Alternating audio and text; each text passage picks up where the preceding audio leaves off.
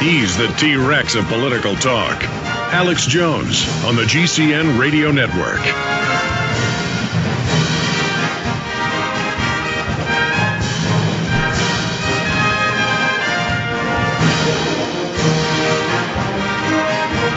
We are live at PrisonPlanet.tv, simulcasting the radio show in the television dimension, audio and visual. Thank you for joining us.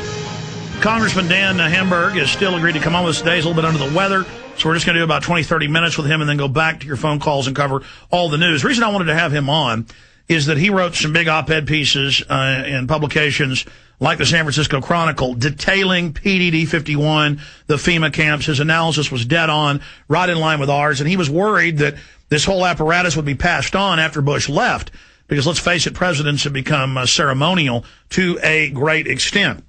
Whereas I would love to believe Obama really was going to fix things. I have children. Whereas I would really love to believe that everything was okay and get happy about equality in our first black president, I'm not here to be suckered or be conned. And I know that he's bringing in the worst of the Clinton people, the worst of the Bush people are staying on.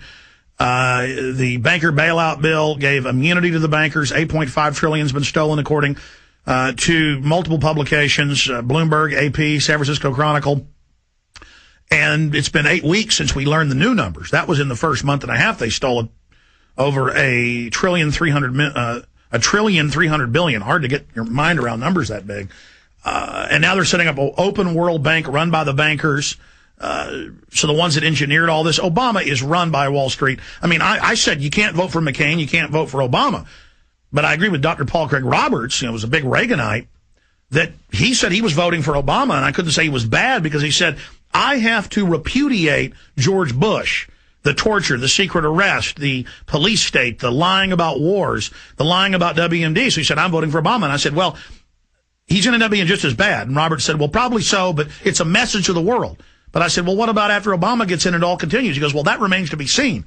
He was on a few weeks ago, and he said, Alex, even before he was inaugurated, or right after, he said, I think you were right. Looks like it's just as bad or worse. Because now the people are suckered by the slickness, the intelligence. I mean, Bush was insulting up there, bumbling and stuttering and making up words. Obama, he comes across as genuine. He's cool. He wears his hat backwards and, does the hang 10, surfing stuff. I mean, he's slick. He's cool. Well, so are a lot of other psychopaths, silver-tongued. And that's why I'm making the Obama deception. But Congressman Hamburg, I wanted to get you on to go over all of this, and welcome to the show.